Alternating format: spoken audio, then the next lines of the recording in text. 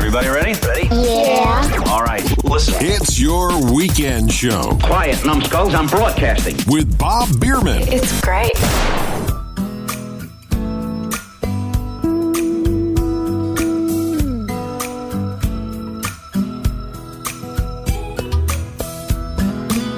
And welcome to your weekend show. I'm your host, Bob Biermann. I'm so glad you're taking some time from your busy weekend schedule to spend a little bit of time with me, as many of you do week in and week out. This program is a program about life and all the changes we go through. The good times, the bad, the hard times, the easy times, the happy times, the sad. We cover it all on this program. And we do it on a medium that is, well, let's just say not as popular as it once was. We do a lot of this program on shortwave, reaching people that are simply not reached by today's online and internet. Though the program is often heard by many online and on the internet, for that we're thankful as well, and on domestic radio. There's a special place in my heart for international broadcasting. It is one of the, shall we say, senior methods of moving information that goes way back to the 1930s, as we began to discover how radio waves can propagate from one continent to another. And we can reach people with this program in Africa, in Europe, in Asia, the United States, South America, all from transmitter sites located in just a couple of places in the world. I'm always amazed with the emails that I get and the inquiries that I get, and sometimes when I'm wondering if anybody's listening, then come the emails to let me know the program has had impact. A little over a week ago, I traveled to Southern California to the National Association of Shortwave Broadcasters Conference and learned a lot during that time about the future of this particular medium. And it really does have a bright future as we are making a transition over time for better audio quality and digital quality and so many possibilities that are contained within the shortwave band that reaches around the globe. I learned a lot about the billions of people in the world that do not have what so many in the West have: instant communications and smartphones and tablets and computers that they can use and download and stream. So many in this world do not have any of those kind of devices at their fingertips. And it's those that are often ignored by so many that are trying to get information out to the world. And information is so important. Education is so important. Knowledge is crucial and critical in this day and age. And we'll talk about what one place that carries this program is doing in just a little bit here on the program. Had the opportunity of sitting down with Ray Robinson from The Voice of Hope, and they operate several facilities around the world, and we will talk about that in just a little bit. Of course, this program is heard on WRMI out of Okeechobee, Florida, where I'm proud to say that I spend part of my time assisting in engineering. I want to take a few moments before I go too much farther to look at the events that happened this past week in Manchester, England. It is truly tragic, the number of people that died, the number of people that were injured, that attended a concert by a pop artist, and how many lives have now been suddenly impacted because of this horrific event. We've talked about this before. We do not live in a safe world at all.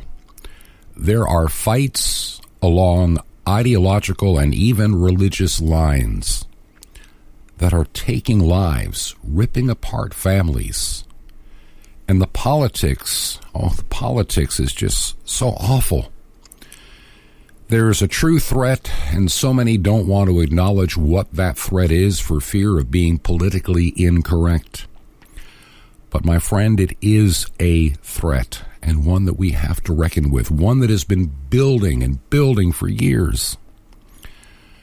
Those that look at the Bible for biblical prophecy may have a bit of an understanding that we wrestle not against flesh and blood. It's not so much of a war of people, a war of armies. It is truly a spiritual warfare. These people that will kill themselves in the process of trying to kill you, they are fulfilling what they consider their destiny. And they are so deceived. They are so spiritually dark that they have given themselves over to these ideologies and these religious philosophies. And they are determined to cause you harm.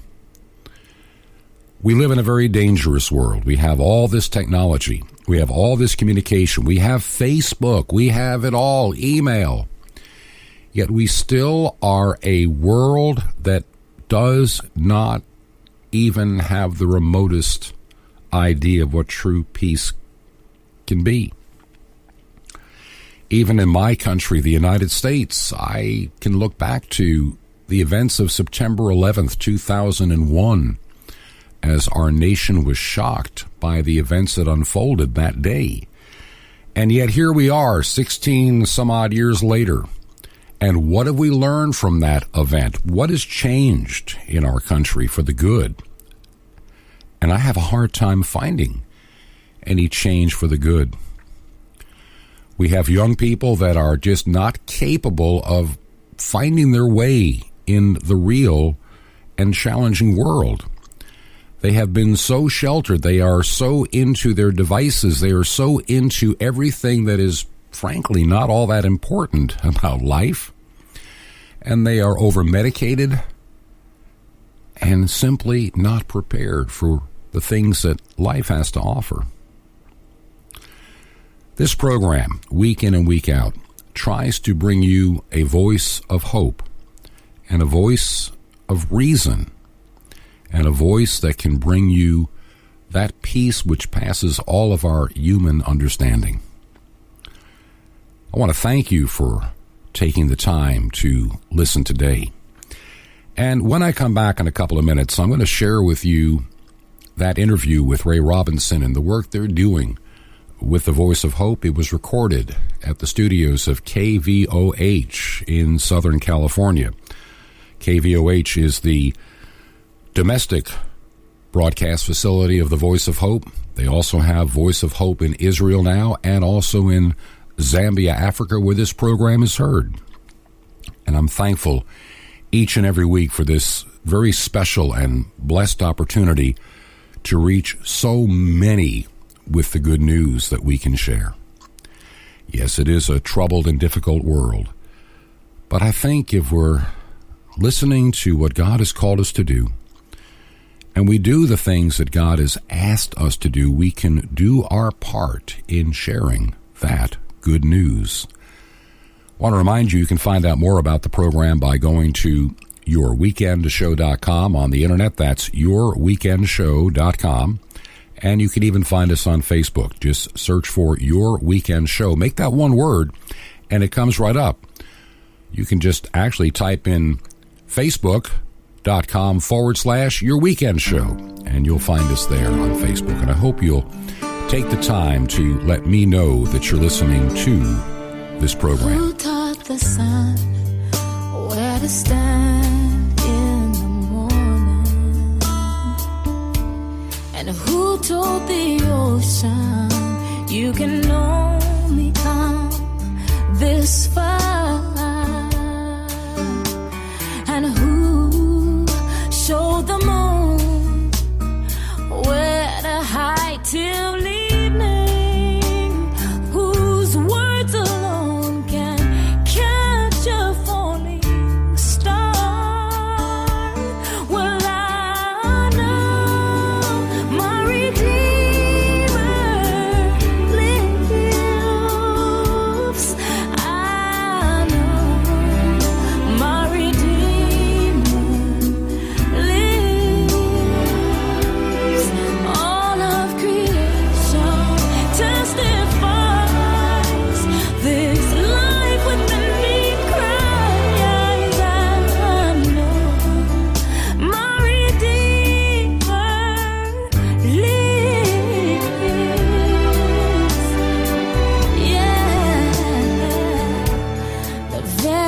same God that spins things in orbit,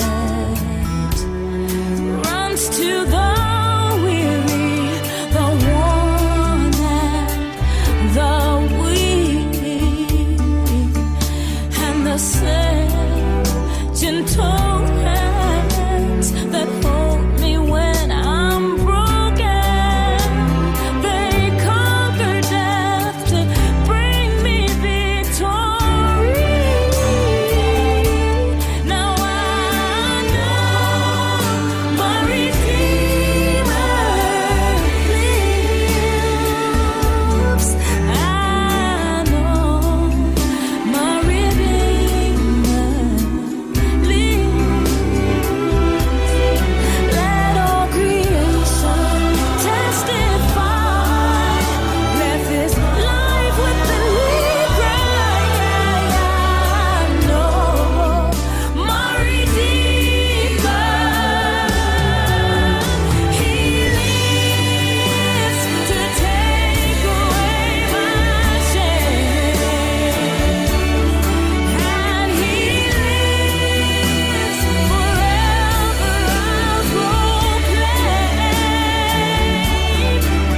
that the payment for my sin was the precious life He gave. But now He's alive, and there's an empty grave.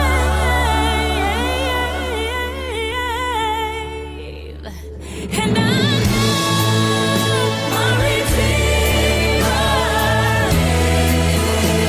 I know that I know my Redeemer.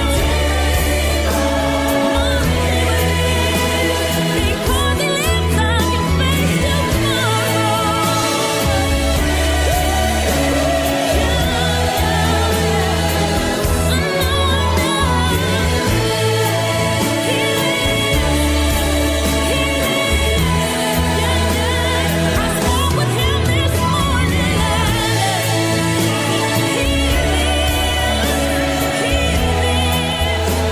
the tomb is empty. And welcome back to your weekend show. I'm your host, Bob Biermann. So glad you're with us today on this special weekend.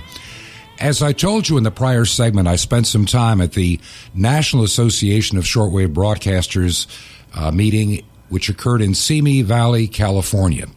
And it was an exciting time, as we talked about in the last segment.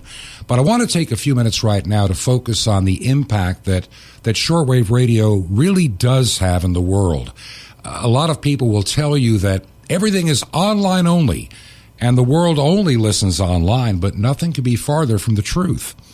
If you look at the world's population of over 6 billion people, you're going to find that there is a large number that are not being reached on a daily basis by any online means. And in many parts of the world, the information they get, the service they get, can be very controlled. International shortwave is known to go across those international boundaries, and especially when bringing some real news, and most important, some good news, and for a very difficult part of the world, a voice of hope. And it's my privilege to have in the studio Ray Robinson with the Voice of Hope, and I'm also honored to be affiliated with them because they allow this program to be heard on one of their facilities in Africa, in Zambia. Ray, welcome to your weekend show. It's about time. Bob, thank you very much for having me. I'm glad to be here. And yeah, you're absolutely right. Voice of Hope runs 3 stations currently around the world. We have Voice of Hope Americas here in California that broadcasts in Spanish to Latin America. Mm-hmm. We have Voice of Hope for Africa in Zambia, based just outside of Lusaka, that broadcasts in English and covers about 75% of that continent, including all of the English-speaking countries. And then we just recently opened a Voice of Hope for the Middle East with a transmitter in northern Israel that broadcasts in Arabic to the audiences in Lebanon, Syria, Jordan, northern Israel, Cyprus, and so forth, but primarily to reach out to Arabic-speaking peoples in that region. I want to start by going backwards. I want to talk about the Voice of Hope in the Middle East. And this is the newest station that you just put on the air. And tell us the frequency and the dial position, power. Voice of Hope for the Middle East is an AM broadcast band station. It's on a frequency of 1287 kilohertz, medium wave. It's a 50 kilowatt transmitter, a very powerful voice. We've had reports from northern Lebanon, from Syria, from Jordan. We know it's receivable on ordinary car radios in Tel Aviv, Jerusalem, and Amman, which are about 75 to 80 miles south of the transmitter site, so the signal's certainly getting out there. The transmitter site actually is 22 linear miles from Damascus, 23 miles from Haifa, and 23 miles from Beirut. It's kind of right in the middle of those three cities. And a 50 kilowatt transmitter can really get out in that area. And what impresses me about the Voice of Hope you have just built there is your target audience. The target audience is not Israel, even though it's broadcasting in Israel. Your target audience is definitely the Arab world. Yeah, Israel is a gracious host, and they're very glad to have us. It was a privilege to get a broadcast license from them.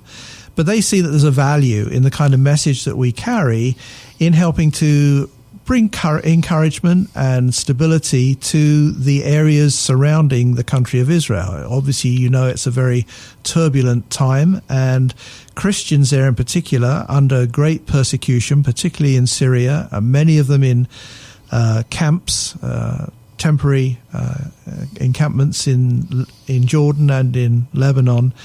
We want to reach out and bring encouragement to those folks, bring them some basic information and teaching, a little levity perhaps even. There's nothing wrong with having fun on the air, you know, we want to do that too. But we also want to be reaching out to the Muslim populations of those countries and bringing them the good news, perhaps for the first time, something they've never heard before, the good news of the gospel of Jesus Christ. That's our purpose in being there. Maybe you can't talk about this too much, but I think if you can, there's some other things you're hoping to do if the door is open in that part of the world.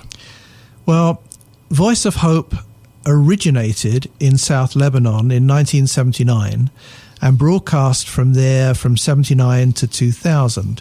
At the time, there was a civil war going on within Lebanon, and the southern part of the country was very much under Israeli control. The Israeli Defense Forces, the IDF, was the power really in that area.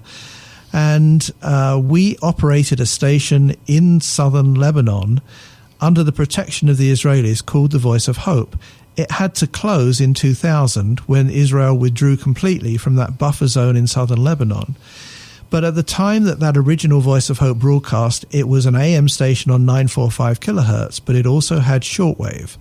And I believe they use different frequencies at different times, but 6280 is one that I remember well, and I believe 6210 they were on. And then also some higher frequencies as well. And they were broadcasting to countries to the east of Israel, also up into Central Asia, Uzbekistan and Russia and places like that.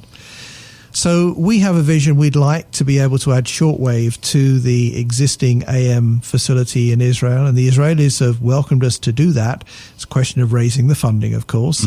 Transmitters are not cheap. And this station could reach into Iran, correct? It could. What we'd like to do is put some of our Arabic programming on the shortwave that would reach Iraq with a single hop. For Iran. And then Farsi for Iran, absolutely. And Iran is such a challenge because it's a people group that really are isolated by their language. Farsi is only spoken there, and I believe a little bit north of the border in Tajikistan. There's a small area that speaks Farsi there as well. But otherwise, Farsi isn't spoken anywhere else in the world, and the people in Iran don't have good language skills. Farsi is what they know and what they speak, and somebody needs to be reaching out to them besides their own government, which is producing what we would consider to be somewhat biased information.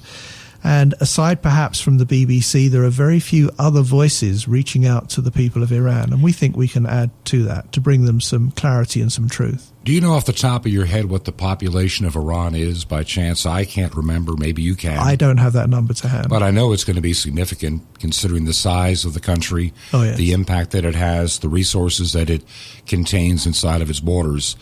And also knowing its history, when you go back to the 1970s, when the Shah of Iran was disposed, and everything radically changed overnight. Absolutely. Of course, many Iranians left the country at that time, and we have many in the US now. Here in Los Angeles, there's a sizable Iranian population. So to find people that could produce programming in the Farsi language is not impossible. Oh, absolutely not. We would have resources here we could draw upon, but that would also have a slightly different flavor to it, perhaps, than people that are living under the regime in Iran right now. So we would look to get programming that is produced by Farsi-speaking ministers in the Middle East. I think that would be a definite goal. Now let's go down to Zambia, and that's where this program is heard, and I am just excited. I'm trying to remember the pastor's name. He sent me an email and a couple of pictures, and he thought I would get a kick from these pictures. And the picture said, this is listeners to your show on the Voice of Hope. And out there at some church in a very rural area, sitting in these white plastic chairs in a circle around a table outside of a church was a radio on that table, and they're quietly listening to your weekend show. And I just looked at that and I about cried, because I wondered, I was just thinking the week before, what impact am I really having? Is anybody listening to this program? Bob, I remember that email. It was just a couple of months ago, and I don't know if you remember. Do you remember where that pastor was located? I want to say Kenya. Yeah, absolutely. He was in Kenya. He was in remote Kenya, rural Kenya, not in Nairobi. And we're down in Lusaka. So, I mean, it is a testament to how strong the signal is and how much it covers. We have an omnidirectional transmission from Lusaka that covers most of the central southern part of Africa, from Kenya all the way down to Cape Town and the full width of that southern part of the continent. And then we have another powerful transmitter that beams a signal into West Africa, targeting primarily Nigeria, but it also covers the whole of the West African region. And it's a privilege to know that our content is being appreciated like that. We want to reach Christians, and we want to reach the unchurched who can understand English.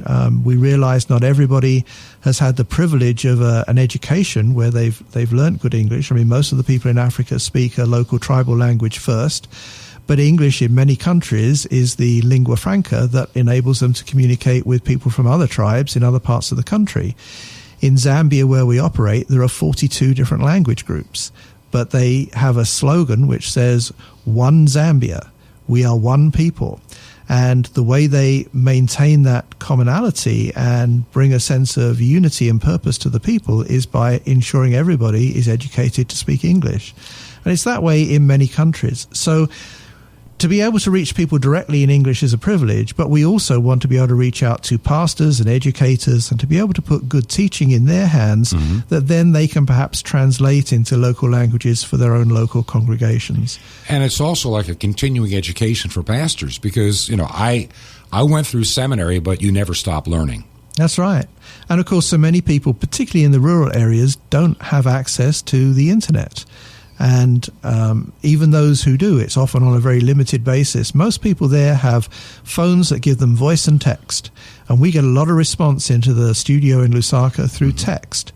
Even email is a challenge for many people. They just don't have access to that technology. And we're not talking thousands. We're talking millions upon millions of people on that continent. That's right. I think the global statistic is that somewhere around 52% of the people in the world today have access to the internet. Now, having access doesn't actually mean they have it, but they have access to it. And it can be very limited. But that means that there's an awful lot of people, billions of people, who don't even have access. And many governments in third world countries use shortwave as a means of reaching their own people. The Zambian government does that themselves. The Zambia National Broadcasting Corporation is on 5915 kilohertz in the 49 meter band. That's how they reach their rural population. They broadcast on FM in the cities, but there's many parts of the country that are way outside the coverage area of FM. AM doesn't work very well in the tropics. It's a very staticky band in the tropic zones. So it's either FM or shortwave, and shortwave is what people are used to. I've been to Zambia 3 times in the last couple of years, and I've rented a couple of cars there, actually pickup trucks, and I was surprised to find on both of them there was a Sony radio in the car, in the dash, and both of them had shortwave on. I was surprised. But and that is not did. as uncommon as you would think. I remember one time buying a car up in Long Island in New York, and I went to buy a radio for it, so I went into Manhattan to get a radio. I decided to save some money, and I bought a Panasonic radio, which was they call the DIN mount, which would be what that car required, and it was AM, FM, and shortwave and cassette. Right. And the radio was actually supposed to go to somewhere in the Middle East and ended up in New York, so they were selling it at one of those those secondhand or wholesale kind of places. And so apparently that was very common and still is in many parts of the world to be able to find AM, FM, and shortwave. Yep, it's true. So that was amazing. Now, let's come back stateside for a few minutes. And you have a facility, it's in Los Angeles, or actually technically Simi Valley, where we are right now, and that is KVOH, the Voice of Hope. And we were actually up at the transmitter site just the other day, and it was an exciting time. I got to see it again and some of the progress on some of the work you're doing to expand and increase the ministry here at home. And right now, that station is broadcasting on one frequency at the moment, and its target is actually into Cuba and Central America in Spanish. Tell us about that frequency and what your plan is for it, what it's doing currently, and your future plan. Well, you're absolutely right, Bob. That station is on a mountaintop that overlooks the San Fernando Valley. It's a fantastic vista from up there. But it's the land that God gave us, and we are very grateful to have it, and we're able to build the station there. It's a log periodic antenna, and we currently are using a rather old RCA transmitter running at about 50 kilowatts. And that transmitter has got a unique history. It really does. But it started out as many years ago with Radio Vatican. That's right.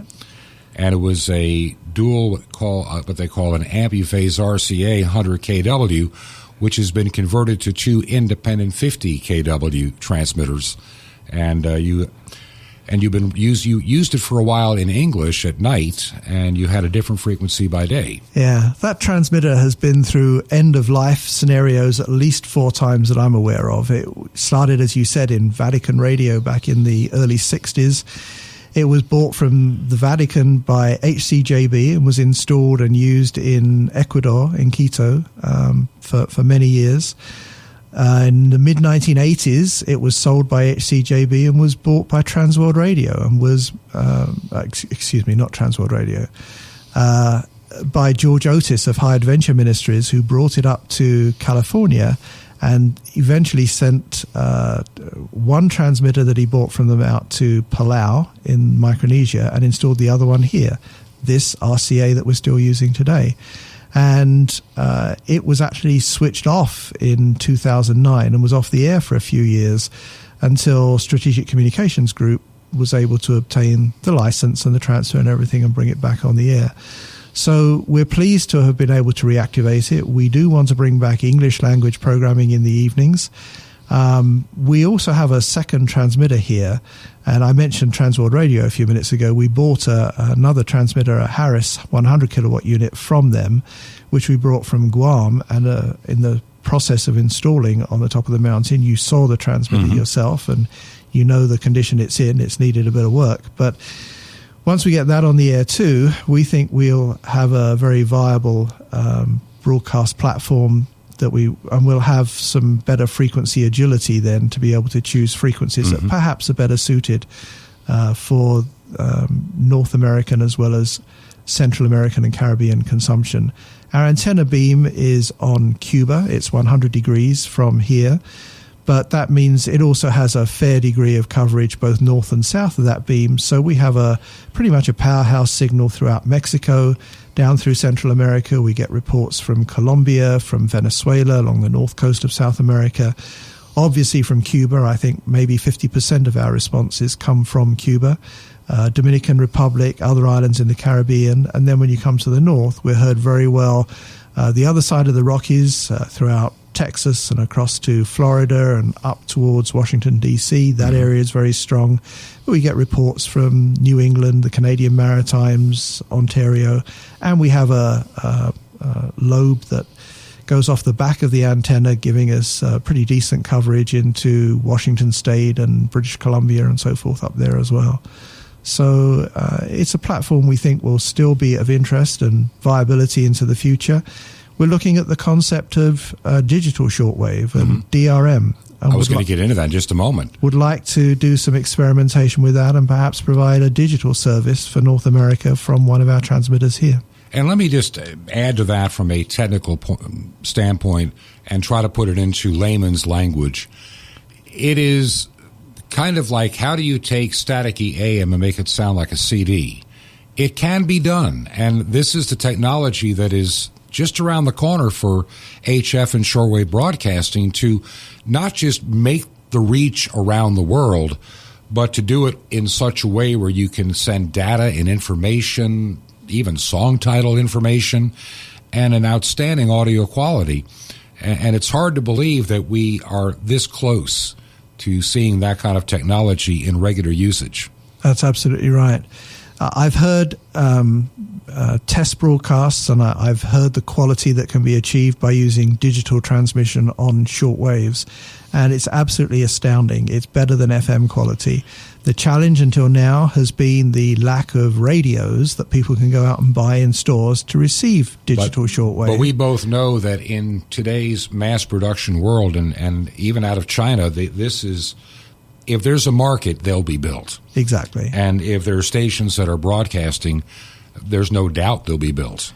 There are countries around the world, India is probably the foremost at this point, that have invested billions into their broadcast infrastructure to provide digital transmissions on both medium wave and shortwave. And that hundreds of millions of people in India are going to be interested in buying this kind of technology.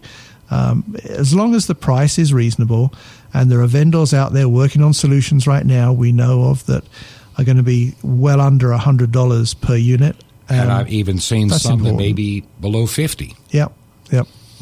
And something else. So it's an exciting time really for the shortwave world. Shortwave is still depended on in so many parts of the world, but now it's going to become more attractive too, because a lot of the quality issues that people have associated with shortwave in the past will go away with the conversion to digital. There are a lot of people that think that radio is going away. I've read people make comments like, well, isn't radio dead, or is it going to be gone by 2020? Isn't the FCC going to shut this down? No, they're not. There's too much of an investment in radio. And, a lot of people think that because they are trying to build their own little, one-man show internet station, and so they believe that's where the world is. But radio, especially when half the world has no internet access, and I would venture to say that half of the other half, the speeds and bandwidth and amount of data they can get is slow, limited, and very expensive, so they're very cautious on what they use that data for. Not like Western Europe and the United States and the major cities where you can stream YouTube. I don't think there are a whole lot of people streaming YouTube in Zambia. That's true. Bandwidth, but I would not decry those people who are listening who do have internet access and do have broadband. We as a broadcaster embrace the digital technologies. Use it all. The ability to download podcasts of your favorite programs. What radio can provide is a platform that lets people discover new content. You can twiddle around with a radio and you can find somebody who's saying something interesting. You can listen. You can decide, this is somebody I want to hear more of. And then you can go find a podcast of that program that's available in better quality and on a time schedule that suits whatever time you have available. And that's how you can listen in the future. But to find the program to begin with, if radio wasn't there, you would probably never know about that content. Because with 10 or 12,000 broadcasters or 100,000 little stations online, there's no way to do it. That's right. You can't see the wood for the trees. It gets lost in the detail. We've been at this convention, this conference this week for the NASB, the National Association of Broadcasters, and I know that KVOH, of course, is a member. I spent a lot of time with WRMI in Okeechobee. We're also members and others. And to me, I think the overriding theme of most of our talks, especially outside of any session, has been about the DRM, or the digital radio version of shortwave. And it is exciting. I had a chance back in the summer of last year in Miami to hear a demonstration and to see the equipment, and I realized the absolute potential of this to use an Android-based radio, which is what many phones are based on, where you can take your digital information. We saw a presentation about being able to send information using HF to take it to those parts of the world that are decades away from ever having fiber optic, if ever. Absolutely. So it's very. I'm excited by the possibility of DRM, digital shortwave. I'm also excited to hear that there are 3 new shortwave stations currently under construction in the United States. And people think it's all shutting down. And I can understand, it is a unique band. And I can tell you from my time in emergency management, I spent a few years in there, we would always recommend to have an AM, FM, weather band radio.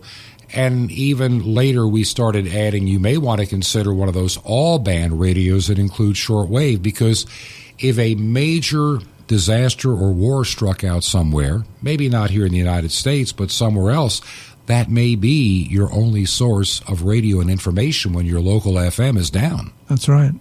That's right. So shortwave is one of the older bands after AM, but it has been around and it has been providing information.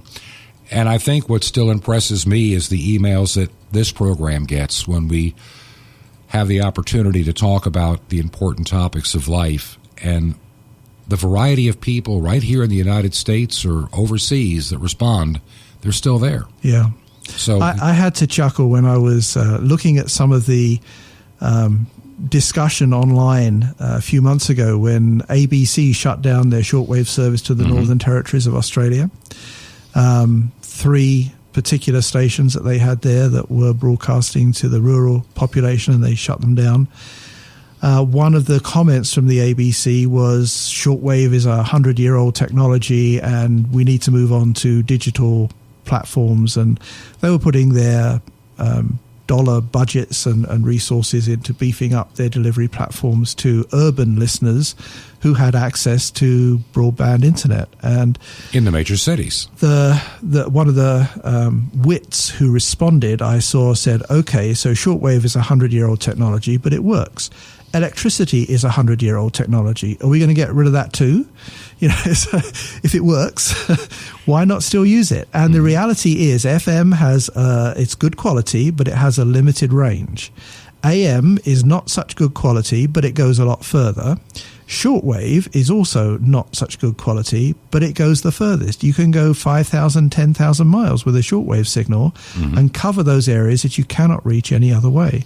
And that's why it's still going to be a valid tool in many parts of this world, particularly in the third world, in Africa, in parts of Asia, in South America. It's going to be a tool that people depend on as a lifeline. And that's why it's going to have life for many years to come. And when you add the digital component and new stations broadcasting in that mode, there are 3 advantages that come to mind. Number 1, the sound quality vastly improves to FM or near CD quality, or roughly at CD or better than MP3. Number 1. Number 2, data information about what you're listening to on the screen. And the distance that it covers is huge. To bring a good listenable signal thousands of miles away to people that have no other way of hearing anything, to use that technology. And even in the backwoods of Africa, so to speak, the price is not going to be that bad for people or families to save up $49 to have the radio. Yeah. It's possible. A $50 radio is certainly viable. I would like for it to be a little less than that, but if that's what it takes, I think many people would find the money to do it if the content was worth it, if the quality was there. And we know that the quality with DRM is just superb. In fact, we were just hearing at the NASB conference here this week from a speaker from France about a new project called SmartCast, which is using digital DRM shortwave transmissions from France, where they are using both shortwave and medium wave for this to cover the sea areas around France. They have a medium wave transmitter on the west coast of France that's broadcasting out into the Bay of Biscay and beyond in the North Atlantic. And they have a shortwave transmitter in the center of France that's beaming to the south, covering most of the Mediterranean. And their intent is to cover their shipping at sea, both merchant shipping, the Navy, and also pleasure liners, And be able to send data, no less. They can send both audio and data. So they'll be relaying some of the French national networks, but also sending weather information and other alerts, news headlines, that kind of thing by data over the same signals. And some people say, well, why do that? What about satellite? Well, this actually comes out to be cheaper than satellite. Which is exactly why Radio New Zealand has been using it to reach their stations or stations they're in partnership with throughout the South Pacific. Radio New Zealand International has used DRM for many years, and it's because it's the most economic means of distribution of their program content to broadcasters who relay that programming to their own local audiences. It beats satellite many times over. It's a very economical way of delivering high-quality content. Do you ever wonder at times in this ministry, and I don't think you expected to be doing this not that many years ago, but the door was open for you by the Lord. That's right. To be here. Are you ever surprised by the things that you've seen happen, or have you gotten to the point that I've gotten to in life where you just know it's God, and you just know that He opened the door, and you kind of get expecting even when it seems like it can't happen? Oh, I stand amazed constantly. It's a God thing. I could never have planned the last few years. Who would have known where things would lead? When John Taylor, the president of Strategic Communications Group, agreed to accept the transmitter that's being used for KVOH here in Los Angeles and to put that back on the air and accept all the risks and the financial responsibility that went with putting a station like that on the air, who was to know that in the years to come, it would lead to having two powerful transmitters in Zambia covering a large part of that continent, the door opening to have a station in Israel broadcasting to the Middle East. We have an FM station here in Simi Valley providing a valuable service to the local community, 99.1 FM The Ranch. It's wonderful the way things have opened up, and I'm sure that the Lord has other things planned for us in the future. There's no doubt in my mind about that. So I just stand amazed. I stand amazed. As I look at the future of this radio show and where I feel at times God leading, I'm one of those leftover believers in shortwave. I mean, I had a guy that I'm not going to say who it was who once said, who needs a 60-some-odd-year-old broadcast engineer? The world's gone online. And I thought to myself, no, not all the world is online, and you've gone now to the place where you're now the smallest fish in the biggest pond once you've left conventional radio. And I just see a future for this, and I think that as our world becomes increasingly unstable, it's going to be things like shortwave that will be reliable and dependable and believable. Yep. I think the content is paramount. We need to be true to our listeners. We need not to be presenting propaganda, but we need to be presenting truth. We need to be authentic. And there's no harm in having some fun on the air as well. No. It needs to be entertaining. And I think we have a great responsibility to use the airwaves, God created them after all, to bring people to a point where they realize there's a better way and a better path for the future than what they have been experiencing to this point. There's a man that lived, he passed away not that many years ago, and I had a chance to do a little bit of work for his ministry. Oh, it's got to be 25 years ago or longer. It was a radio station at a place called the Lord's Ranch, Father Thomas. KJES. Yes, and I went there to do a little bit of work on a transmitter. And the Lord just put me watching a TV show late one night. I suddenly couldn't sleep, got up, just fed up, I couldn't sleep. And I put on the TV, and there he was talking about his broken shortwave radio station. And the next day I called to say, how can I help? And they flew me down there to fix it. And the one thing that he said to me, that it didn't mean anything when he said it. I was kind of, your programming is kind of weird, was what I was thinking at the time. He had all these kids singing and reading psalms and spiritual songs, and it was no real programming. That's all they had. And I remember asking, I said, so what else are you going to do with this radio station? He goes, nothing. He said, the Lord laid on my heart that the devil, Satan himself, is the prince of the air. And all I'm doing is invading his space with God's word. And that's what God called me to do. And he said, that's all I'm going to do. Somebody else may do something different.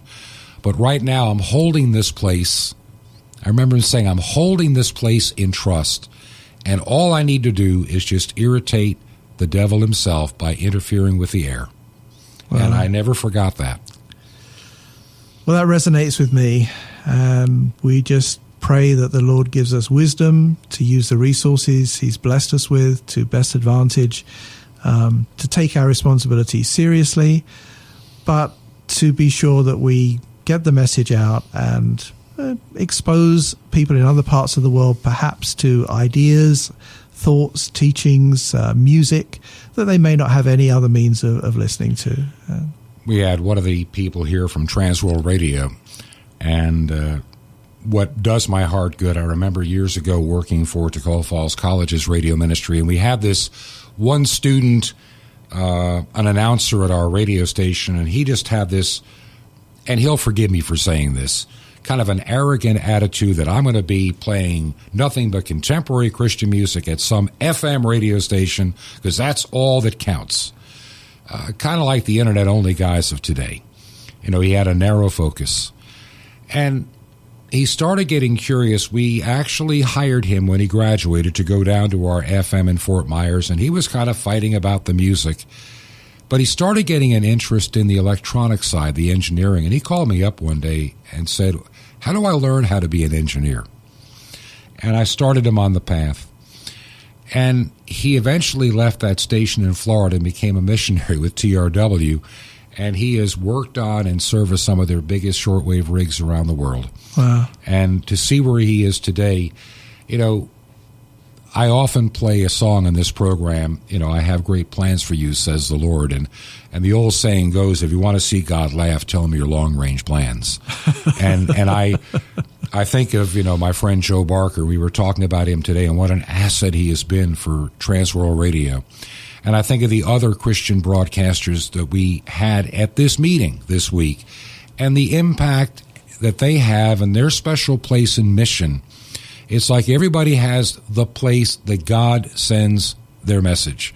And it's amazing to see that God hasn't given up on shortwave. Oh, absolutely not. Yeah, I'm not wedded to shortwave necessarily. I mean, we'll use whatever tools we have available like this show to get does. the word out. This show's a podcast on Spreaker. It's on SoundCloud and YouTube and a bunch of other places along with the website. So, yeah, there's plenty of downloads and listens. But shortwave certainly remains viable, and we will use it. We will. Make no apology for it. Anything else you'd like to add about Voice of Hope and how people can find out more about the work you're doing? Well, I'm grateful for the program you produce each week. We're glad to be able to carry that on Voice of Hope Africa. We'd carry it elsewhere, except that's the only station we have right now that's broadcasting in English. If you decided to produce a version in Spanish or in Arabic, please let me know. Farsi. But yeah, if anybody wants to know more about... I guess I need to buy a Rosetta Stone and learn real fast. Oh, there you go. You could do that. If you want to know more about Voice of Hope, the website is voiceofhope.com. And if you can't pick up our shortwave signals, there are web streams there. Click on Listen Live, and you can pick any one of the 3 streams for the 3 Voice of Hope stations. We have our program schedules on there with all of the transmission information. So that's where to get more details. And, you know, I really would encourage people that listen to this program, to go to your website. Give that again. voiceofhope.com. And when you want to think about the instability and all the troubles in the Middle East, go to the stream there. Now, you may not understand the language and what's being said, but know that it's a voice of hope in a very troubled region. Absolutely. Yeah, I don't understand Arabic either, but I've listened to the stream. I like the music that's being played. Have you ever heard Arabic jazz before? We have some of that on that stream. It really sounds very good. And we do ID on there, by the way, in English as well as in Arabic. Mm-hmm. And the IDs were produced by our talented staff here. So. And I'm going to ask the listeners to this program to keep in prayer the continued upgrade and addition at the Voice of Hope here in Simi Valley, the shortwave station with the new transmitter, that it gets online. I know you have kind of a target date, and I really pray that you'll meet it. Something tells me you might just do it. Well, if we can, we will. And what are your plans for that particular frequency when it's up and running? Once we have the new transmitter in place, first of all, it's a transmitter that gives us the ability to broadcast in digital modes as well as analog. Mm-hmm. So we'd have the DRM capability. But we would like to be able to use frequencies that can reach, in Spanish, the populations we're targeting in Latin America, mm-hmm. but also in English, North America, and the Caribbean. We think there's still a viable audience there for good content that we can provide. Well, God willing, I might even find your weekend show on that frequency at some point if things work out. Entirely possible. Listen, Ray, I want to thank you for being with me today, Ray Robinson with the Voice of Hope. And I want to thank you for the privilege you've given me and your weekend show to reach an audience that I never would have dreamed I'd be reaching when the show started 2 years ago. You're welcome, Bob, and we're glad you're getting great response. Bless the Lord, oh my soul, oh my soul, worship His holy name, sing like never before, oh my soul, I worship Your holy name.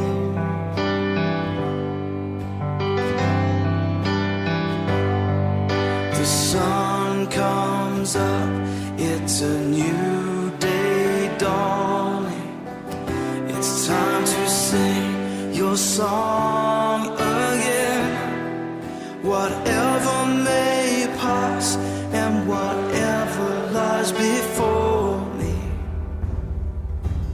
let me be singing when the evening comes.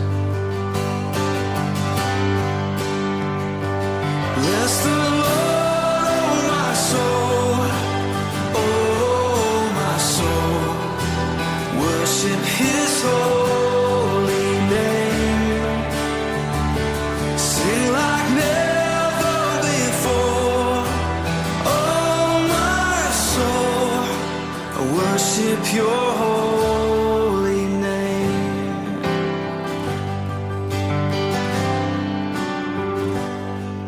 You're rich in love and You're slow to anger. Your name is great and Your heart is kind. For all Your goodness I will keep on singing. 10,000 reasons for my heart to find. So bless the Lord, oh my soul, oh my soul, worship His holy name, sing like never before, oh my soul, I worship Your holy name. Bless You, Lord.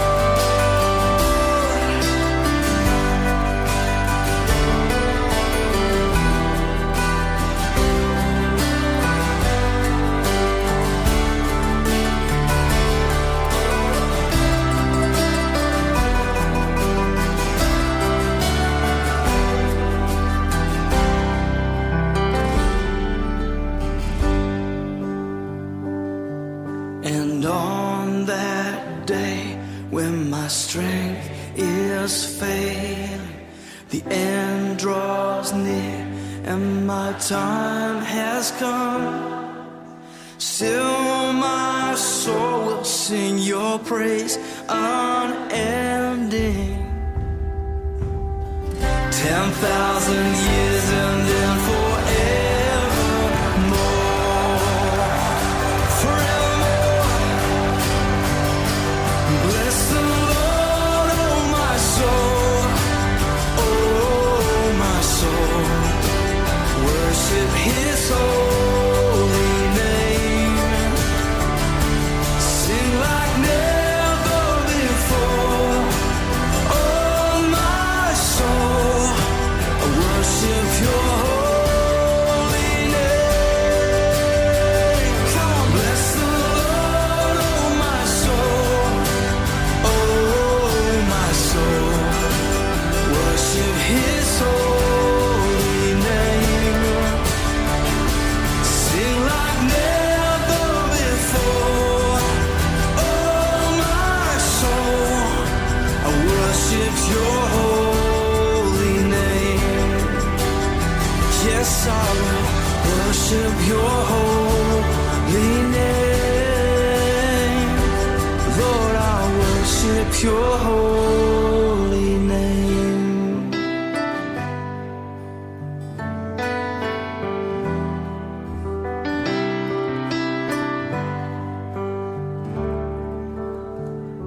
Sing like never before. Oh, my soul, I worship your holy name. Jesus, I will worship your holy name. Worship your You know, it's hard to believe that another program has come and gone so quickly here on your weekend show. I want to take just a moment before the program closes today to share something with you that's very important. For the last several weeks, I have been wrestling with something, a call on my life, an opportunity, and our mind is pretty well made up of what we need to be doing. I'll be telling you more about that on next weekend's program. But I want you, if you would, to keep myself and my family in your prayers as we look at a new perspective journey in our lives, one that I never anticipated would happen. It kind of came into focus at the end of this past year. We have thought about it, debated it, prayed about it, talked to others, and it appears that there'll be change coming into our lives very, very soon, and I'll tell you more about it next weekend. How it affects this program moving forward, I really don't know, and I really can't say at this time, but know that I really believe the opportunity that is in front of me is truly a calling and an opportunity to do things that I've been wanting to do so desperately in my heart. Yes, I do love doing this program, and I pray the opportunity continues, that I can continue to do this program and share life with you. So if you would, keep my wife and myself in your prayers as we make our final decision and move forward on this great opportunity. I want to thank you for listening today. Remember, you can find us at yourweekendshow.com. That's yourweekendshow.com, or on Facebook at Your Weekend Show. Until next week at this same time, this is Bob Biermann wishing God's greatest blessings upon you.